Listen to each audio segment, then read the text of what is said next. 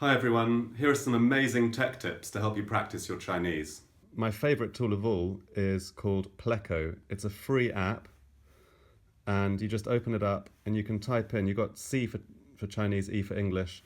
You can just use pinyin. For example, I can type ni hao and it automatically intuits. There it is. Tap it, there you get full dictionary definition. You can look at the individual characters, what each of them mean, and whole sentences. 你好好看住它。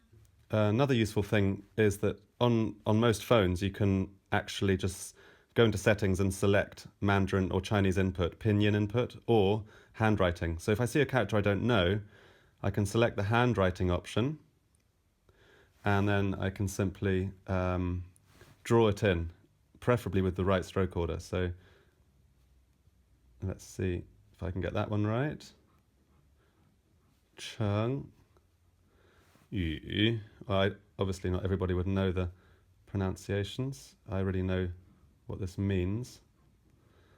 And there it is, Cheng Yu, meaning idioms. This is a book about Chinese idioms, which are a very important feature of the language. Pleco is a brilliant little app. It doesn't take up much space on your phone, and you can even use it if you're not connected to the internet. Speaking of stroke order, this is another little app called Strokes Order, strangely. If you open that, I can now type in, if I've got pinyin selected under here from settings, I can then write in, for example, 喜欢. So I can select a word like that, and it will then give me the stroke order for that. So again, a really easy way to just check that you're writing your characters in the correct stroke order, making them lovely, making them look authentic and nice to read. So another one for practicing your tones, we all struggle with our tones from time to time, is I think it might just be called pinyin. So you open the app called pinyin, 人 it will give you a sound, 人 and I have to listen to which one it might be. If I get it wrong, let's see what happens. 翘 So qiao, I think that sounds like fourth tone because it's falling. Qiao. So another nifty app is Google Translate, also free to download. And you can select which language you want. So I just tap the microphone and anything I say in English will be translated into Chinese, a very handy dictionary. What is your name? 你叫什么名字？ 我喜欢你们. I like you guys. Obviously, you don't want to say very elaborate things because it might not get it if it's a long sentence. A fiendishly amazing feature of Google Translate is you can take a photo of Chinese text.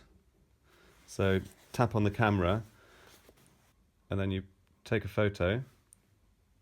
It scans it and then you can tap on individual words and see what they mean. Grandson, sun.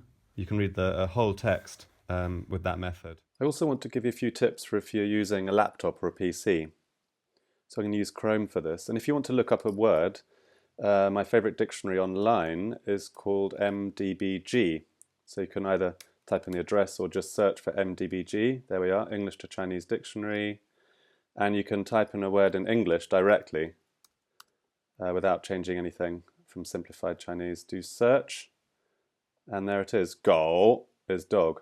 And there's lots of information about the character here. If you knew how to say gou, G-O-U, but didn't know what the character was and you wanted to check, you could type in the pinyin, which is the romanization of it, and there it is, gou, again.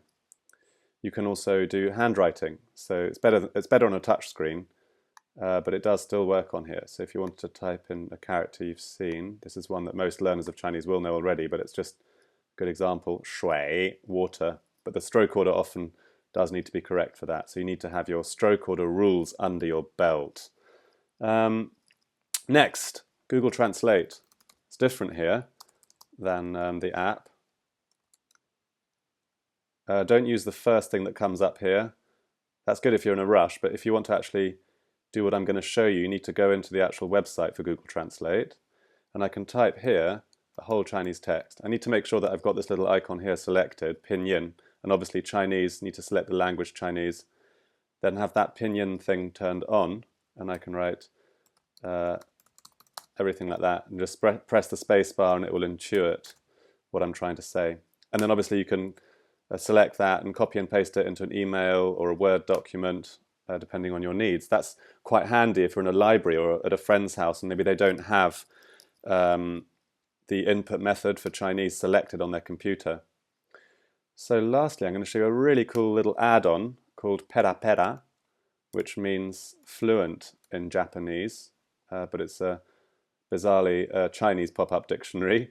And if you go to their website, you can download it. It's an add-on for Google Chrome or Firefox. So I've got mine installed here on Chrome. Then, this is the magic. If you go to BBC, for example, the Chinese BBC, BBC Zhongwen, ZH, open that up.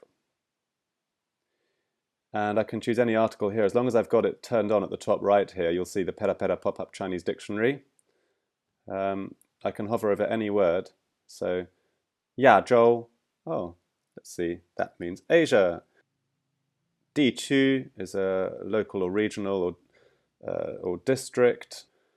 So it feels quite nice as well, just zooming over the characters and seeing all these definitions popping up in brightly lit colors. So there you go. So things are progressing really quickly in the world of language learning, and there's never been a better time to just learn and practice your Chinese than there is now, as I hope I've demonstrated.